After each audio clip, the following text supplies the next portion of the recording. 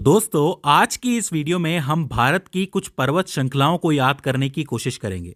दोस्तों, पर्वत श्रृंखलाएं भूगोल, राजनीति और जीके की दृष्टि से एक बहुत ज़रूरी टॉपिक है और इसमें से ढेर सारे प्रश्न बनते हैं। मतलब इसके अंदर इतने सारे फैक्ट हैं, इतने सारे नाम हैं कि इसमें से कई सारे प्रश्न बनते हैं जो सीधे सीधे ऑब्जेक्टिव्स के रूप में आपको देखने को मिलते हैं। तो मेरी कोशिश रहेगी कि मैं आसान से आसान लैंग्वेज में आपको ये याद करवा सकूं। देखिए, क्षेत्रफल के लिहाज से भारत जो है दुनिया का 7वां सबसे बड़ा देश है और यहाँ पे कई सारी पर्वत श्रृंखलाएं हैं। भारत के संपूर्ण भूभाग में से 10.6% भाग के ऊपर पर्वत हैं और 18.5% भाग के ऊपर पहाड़ियां हैं। अब आप ये कहेंगे कि पर्वत और पहाड़ियों में क्या फर्क होता है? तो देखो, कोई भी पर्वत पर्वत तब कहलाता है जब उसकी ऊंचाई कम से कम 2000 फीट या फिर 600 मीटर की हो या फिर उससे ज़्यादा हो। वहीं जो पहाड़ियां होती हैं उनकी ऊंचाई हमेशा 2000 फीट से कम ही होती है। तो जो 2000 फीट से कम है वो सब पहाड़ियां कहलाती हैं और जो 2000 फीट से ज़्यादा हैं वो पर्वत और पर्वत श्रृंखलाएं कहलाती हैं। अब अगर आप बात करोगे पर्वत श्रृंखलाओं की, तो इनको आप भारत में दो हिस्सों में तोड़ सकते हो। एक तो आती है आपकी उत्तर और उत्तर पूर्वी राज्यों की पर्वत श्रृंखलाएं जो कि ऊपर की तरफ हैं, और एक आती है आपकी मध्य और दक्षिण भारत की पर्वत श्रृंखलाएं। मेरी कोशिश ये है कि मैं आपको दो पार्ट्स में ये वीडियो पढ़ाऊं क्योंकि इन्हें याद करना बहुत ज़रूरी है। मुझे सिर्फ काम नहीं निपटाना है, आपको ये चीज़ें याद करवानी है। आज हम उत्तर और उत्तर पूर्वी पर्वत श्रृंखलाओं को नोट्स और मानचित्र की मदद से समझने की कोशिश कर रहे हैं। तो देखो, उत्तरी पर्वत श्रृंखलाओं में सबसे महत्वपूर्ण पर्वत श्रृंखला है हिमालय पर्वत श्रृंखला। ये बात तो आप जानते हैं। हिमालय पर्वत श्रेणी जो है उसको आयु और नदियों के आधार पर बांटा जा सकता है, समझा जा सकता है। देखो, आयु के आधार पर अगर आप बात करोगे तो हिमालय की 3 श्रेणियां हैं। सबसे ऊपर आता है वृहद हिमालय या फिर महान हिमालय, जो कि सबसे उत्तर में मौजूद है, कुछ इस तरीके से। उसके बाद आता है मध्य हिमालय, जो कि दूसरे नंबर पे आती है श्रेणी, इस तरीके से चलती है। और तीसरे नंबर पे आता है शिवालिक हिमालय, जो कि सबसे दक्षिण में मौजूद है, इस तरीके से। अगर आप बात करोगे वृहद या फिर महान हिमालय की, तो इसकी औसत ऊंचाई है 6100 मीटर। यानी कि सभी पर्वतों की जो औसत ऊंचाई मिला दोगे तो वो 6100 मीटर होगी। और ये सबसे पुरानी पर्वत श्रेणी भी है। मतलब ये जो वृहद हिमालय है ये सबसे पुरानी है इन तीनों में से। अगर आप इसके निर्माण के समय की बात करोगे तो इनका निर्माण तकरीबन 40 से 50 मिलियन वर्ष पहले हुआ था, इयोसीन काल के दौरान। तो आपसे पूछा जा सकता है कि कितने वर्ष पहले इसका निर्माण हुआ था, तो आप लिखेंगे 40 से 50 मिलियन वर्ष पहले। विश्व की सबसे ऊंची चोटी माउंट एवरेस्ट भी इसी पर्वत श्रृंखला का हिस्सा है। मतलब ये जो सबसे उत्तर में जो श्रृंखला है इसी में आता है माउंट एवरेस्ट। उसकी ऊंचाई कितनी है? 8848 मीटर, मतलब 8.8 किलोमीटर। ठीक है, लेकिन मैं आपको बता दूं कि नेपाल में माउंट एवरेस्ट को माउंट एवरेस्ट नहीं कहा जाता है, वहाँ उसे सागरमथा के नाम से जाना जाता है। सागरमथा एक इंपॉर्टेंट नाम है, इसके नाम से पूछ लिया जाता है कि माउंट एवरेस्ट का दूसरा नाम क्या है। लेकिन कभी कभी सवाल ये उठता है कि ये पर्वत श्रृंखलाएं बनी कैसे हैं। तो देखिए, साइंटिफिक तौर पे यानी कि वैज्ञानिक तौर पे ये बात मानी जाती है कि जो भारतीय महाद्वीप की जो प्लेट है वो जब एशियन महाद्वीप की प्लेट से आके टकराई थी, तब दुनिया के सबसे नए पर्वत हिमालय पर्वत श्रेणी का निर्माण हुआ था। मतलब ये प्लेटें आपस में टकराई होंगी और इनके बीच में फिर कोई समुद्र नहीं रहा होगा और इस तरीके से हिमालय ऊपर आया होगा या फिर बना होगा। इसके बाद बात करते हैं शिवालिक हिमालय की। तो देखो, शिवालिक हिमालय जो है वो सबसे दक्षिण में स्थित है और सबसे बाहरी मानी जाती है और इसका निर्माण भी बहुत ज़्यादा पुराना नहीं है। इसका निर्माण 1.7 मिलियन वर्ष से 5 मिलियन वर्ष के पूर्व हुआ था और वो जो काल था वो सेनोजोइक काल के नाम से जाना जाता है। और इसके अलावा इन दोनों के बीच में जो हिमालय श्रृंखला आती है वो है आपकी मध्य हिमालय श्रेणी। आयु के आधार पर आप ये कह सकते हो कि सबसे उत्तरी भाग की जो श्रृंखला है वो सबसे पुरानी आप कह सकते हो और सबसे दक्षिणी भाग की जो श्रृंखला है वो सबसे नई आप कह सकते हो। ठीक है, इसके बाद हम बात करते हैं नदियों के आधार पे आप किस तरीके से हिमालय श्रृंखला को बांट सकते हो। तो देखो, हिमालय श्रृंखला को नदियों के आधार पे 4 तरीके से बांटा गया है, 4 प्रकार का कहा गया है। पहला है आपका कश्मीर पंजाब हिमालय। मतलब सतलज नदी और सिंधु नदी के बीच का जो हिस्सा आपको दिख रहा है, इस हिमालय को कश्मीर पंजाब हिमालय कहा जाता है। इसकी खास बात यह है कि इस हिमालय क्षेत्र की चौड़ाई दूसरे हिमालय क्षेत्रों से कई ज्यादा है। मतलब सबसे ज्यादा चौड़ा हिमालय क्षेत्र यही है। इस कश्मीर पंजाब हिमालय का जो विस्तार है वो कश्मीर, लद्दाख और हिमाचल प्रदेश के राज्यों में फैला हुआ है। मतलब इन 3 राज्यों में मेनली इसका विस्तार आपको देखने को मिलता है। अब इस पंजाब हिमालय में कई सारी पर्वत श्रेणियां हैं और बहुत इंपॉर्टेंट है, इनको आपको याद करना है।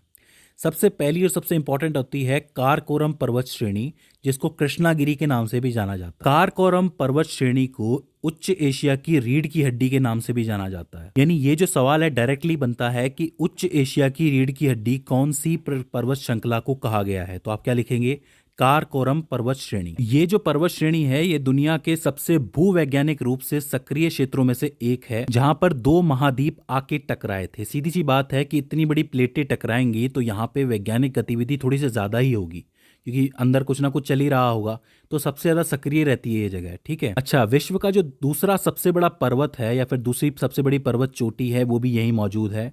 उसका नाम है K2 गॉडविन ऑस्टिन, जिसकी ऊंचाई है तकरीबन 8,611 मीटर। तो आप ये कह सकते हो कि ये इंडिया की सबसे बड़ी चोटी है और विश्व की दूसरे नंबर की चोटी है, क्योंकि माउंट एवरेस्ट तो मैं नेपाल के अंदर है, जैसा कि मैं आपको बता चुका हूं। इसके बाद दूसरी जो पर्वत श्रेणी यहाँ पर है वो है लद्दाख की पर्वत श्रेणी। देखो, विश्व की जो सबसे ज्यादा तीव्र ढाल वाली चोटी है, जिसको राकपोशी के नाम से भी जाना जाता है, वो यहीं मौजूद है। पूछ लिया जाता है, याद रखना ये सिर्फ इसी के लिए सबसे ज्यादा मशहूर है, राकपोशी के लिए, तो चीज आपको याद रखनी है। ठीक है। इसके बाद तीसरी पर्वत श्रेणी है जास्कर पर्वत श्रेणी। इसकी खास बात यह है कि जो सिंधु नदी है वो लद्दाख और जास्कर पर्वत श्रेणी के बीच में से बहती है, मतलब बीच में से होती हुई जाती है। तो पूछा जाता है कि सिंधु नदी कौन सी दो पर्वत श्रेणियों के बीच में से गुजरती है, तो आपको लिखना है लद्दाख और जास्कर के बीच से गुजरती है। इसके बाद चौथी आती है आपकी पीर पंजाल पर्वत श्रेणी, जो कि हिमालय की सबसे लंबी पर्वत श्रृंखला के रूप में वहां जानी जाती है। पूछा जाएगा कि सबसे लंबी पर्वत श्रेणी कौन सी है, तो आपको पीर पंजाल लिखनी है। ठीक है। इसके बाद आती है धौलाधर पर्वत श्रेणी, जो कि आपकी कुल्लू घाटी है। कुल्लू का नाम आपने सुना होगा, कुल्लू मनाली का। तो ये कुल्लू घाटी जो है ये पीर पंजाल और धौलाधर पर्वत श्रेणी के बीच में स्थित है। ठीक है। और इसके बाद आती है आपकी शिवालिक पर्वत श्रेणी, जो कि सबसे दक्षिणी पर्वत श्रृंखला है। तो कुल मिलाकर के ये सारी पर्वत श्रेणियां हैं जो कश्मीर, पंजाब, हिमालय क्षेत्र के अंदर अंदर आती हैं। तो ये वाला हिस्सा आपको याद रखना है। अच्छा, यहाँ पे कुछ एक नोट भी है इन पर्वत श्रेणियों को लेके। ये जो आपका काराकोरम वाला हिस्सा है, काराकोरम पर्वत श्रेणी वाला, लद्दाख श्रेणी वाला और जास्कर श्रेणी वाला, इन पूरे हिस्से को ट्रांस हिमालय के नाम से भी जाना जाता है। कभी कभी ट्रांस हिमालय का नाम दे दिया जाता है तो उसमें बच्चे कंफ्यूज हो जाते हैं। काराकोरम, लद्दाख और जास्कर पर्वत श्रृंखला का पूरा हिस्सा ट्रांस हिमालय कहलाता है। ठीक है। और इस पंजाब हिमालय में खेती किस चीज़ की होती है? मेनली जाफरान के फूलों की खेती होती है।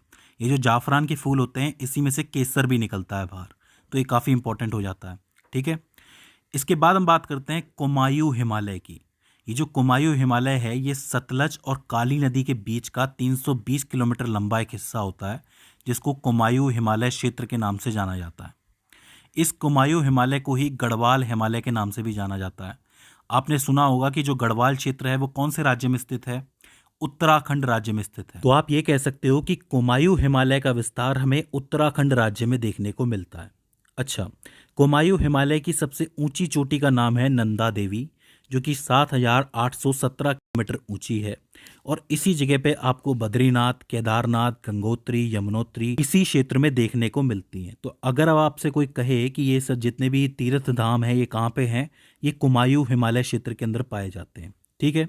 इसके अलावा जो नदियां हैं हमारी, गंगा, रामगंगा या यमुना, इनका जो उद्गम है ये भी कुमायूं हिमालय से ही होता है। तो इन नदियों के नाम से, इन तीर्थों के नाम से कुमायूं हिमालय के लिए सवाल बन सकते हैं, तो आपको याद रखने हैं। ठीक है। इसके बाद आता है आपका नेपाल हिमालय, क्योंकि इसके बाद का हिस्सा नेपाल के अंदर आ जाता है। ये जो नेपाल हिमालय है ये काली नदी और तीस्ता नदी के बीच का 800 किलोमीटर का एरिया है। इस नेपाल हिमालय की सबसे ऊंची चोटी जो है वो माउंट एवरेस्ट है, 8,848 किलोमीटर। और इस हिमालय क्षेत्र में धौलगिरी, अन्नपूर्णा, मकालू, कंचनजंगा पर्वत ये सारे भी मौजूद हैं। देखिए, नाम से पूछा जाता है कि कौन कौन से पर्वत कौन कौन से क्षेत्रों में मौजूद हैं, तो ये धौलगिरी, अन्नपूर्णा के नाम से प्रश्न बनता है, तो ये आपको याद रखने। ठीक है। इसके अलावा कंचनजंगा भारत की दूसरे सबसे बड़ी चोटी है। पहली कौन सी है? मैंने आपको बताया था K2 गॉडविन ऑस्टिन है। ठीक है। तो पहली है K2 गॉडविन ऑस्टिन, दूसरी है कंचनजंगा और तीसरी है नंदा देवी। अच्छा, कंचनजंगा का जो विस्तार है वो आपको कहाँ देखने को मिलता है, कौन से राज्यों में है? एक तो सिक्किम के अंदर है और नेपाल के अंदर है। तो ये बात याद रखना है कि भारत में एक ही राज्य है जहाँ पे कंचनजंगा का विस्तार ज़्यादा है, वो है सिक्किम। ठीक है। तो ये हो जाता है आपका नेपाल हिमालय। इसके बाद आता है आपका असम हिमालय, जो असम हिमालय है वो तीस्ता नदी से शुरू होता है और ब्रह्मपुत्र नदी तक जाता है, तो ये एक बहुत बड़ा एरिया हो जाता है। ये जो आपको हिमालय दिख रहा है, असम हिमालय, ये असम, अरुणाचल प्रदेश और सिक्किम राज्य में फैला हुआ है। मेनली इसकी 3 जगह हैं, 3 राज्यों में आपको देखने को मिलता है, और इसमें से कई सारी नदियां हैं जो भारत के कई हिस्सों में जाती हैं। ठीक है, अब देखो यहाँ पे 4 हिस्से हो जाते हैं आपके हिमालय के, आपने देख लिए सारे के सारे। पंजाब कश्मीर हो जाता है, दूसरा आपका ये कुमायूं हो जाता है, तीसरा नेपाल हो जाता है, और चौथा असम हिमालय हो जाता है। इनमें से जितनी भी नदियां बाहर आती हैं वो यहाँ के ग्लेशियर्स के पिघलने की वजह से बाहर आती हैं, और इसलिए ये नदियां हमेशा चलती रहती हैं। अब चूंकि ये चलती रहती हैं इसलिए इन्हें सतत वाहिनी भी कहा जाता है। सतत वाहिनी के नाम से प्रश्न बनता है, तो आपको याद रखना ये वर्ड बहुत इंपॉर्टेंट है कि ये नदियां सतत वाहिनी कहलाती हैं। अच्छा, हिमालय का जो कुल विस्तार जितने भी आपको राज्यों में देखने को मिलता है वो कौन कौन से हैं? जम्मू कश्मीर, लद्दाख, हिमाचल प्रदेश, उत्तराखंड, सिक्किम, अरुणाचल प्रदेश, असम, मेघालय, मणिपुर व नागालैंड। मतलब ये जितने भी राज्य आपको दिख रहे हैं इन सभी में आपको हिमालय का विस्तार देखने को मिलता है। तो आखिर में मैं आपको हिमालय से पूर्व से पश्चिम की तरफ जो पर्वत क्रम चल रहा है वो याद करवा देता हूँ। सबसे पहले आता है नामचा बरवा पर्वत, जो कि अरुणाचल प्रदेश और तिब्बत के बॉर्डर पर स्थित है। फिर आता है कंचनजंगा पर्वत, फिर मकालू, फिर एवरेस्ट, फिर अन्नपूर्णा और फिर धौलगिरी। ये जो आपको मैंने क्रम बताया है इसको आप ज़रूर याद रखना, क्योंकि इससे प्रश्न सीधे सीधे बनता है कि वो क्रम क्या है। क्रम से क्या होता है ना कि आपको दिक्कत नहीं होगी, सारी चीज़ें एक साथ में याद हो जाएंगी। तो ये आप हिमालय को अच्छी तरीके से याद रखना। हिमालय के अलावा एक पटकाई पर्वत श्रृंखला आती है, जो कि भारत और म्यांमार अंतर्राष्ट्रीय सीमा पर स्थित पर्वत श्रृंखला है। इसकी ऊंचाई हिमालय के हिसाब से तो काफ़ी कम है, लेकिन ये असम, नागालैंड, मणिपुर, मेघालय और मिजोरम में फैली हुई एक पर्वत श्रृंखला है। इन पटकाई पर्वत श्रृंखलाओं के आपको कई नाम देखने को मिलेंगे, जैसे कि पटकाई बूम हो गया, ये गारी हो गया, खासी हो गया, जैंतिया हो गया। इसके अलावा लुशाई पहाड़ियाँ, ये जितनी भी मैंने आपको नाम बताए हैं ये याद रखना, क्योंकि इनमें से प्रश्न बनते हैं। ये सारे के सारे पटकाई पर्वत श्रृंखला के अंतर्गत ही आते हैं। ठीक है, इसके अलावा नागालैंड में पूर्व की तरफ एक और पहाड़ी है जो नागा पहाड़ी के नाम से फेमस है, तो ये श्रृंखला भी वहीं मौजूद है, इसे भी आपको याद रखना है। तो दोस्तों ये हो जाती हैं आपकी उत्तर और उत्तर पूर्वी पर्वत श्रृंखलाएं, जो कि बहुत महत्वपूर्ण है, जिसमें से सवाल आते हैं। अब अगले पार्ट में हम मध्य और दक्षिण भारत की पर्वत श्रृंखलाओं को डिस्कस करेंगे। तो दोस्तों मुझे उम्मीद है कि ये वीडियो आपके लिए हेल्पफुल साबित रही होगी। अगर इसके बाद भी इसके अंदर आपको कोई क्वेरी आती है तो आप हमें कमेंट सेक्शन में बता सकते हैं। तो दोस्तों आज की इस वीडियो के अंदर बस इतना ही। See you in the next one.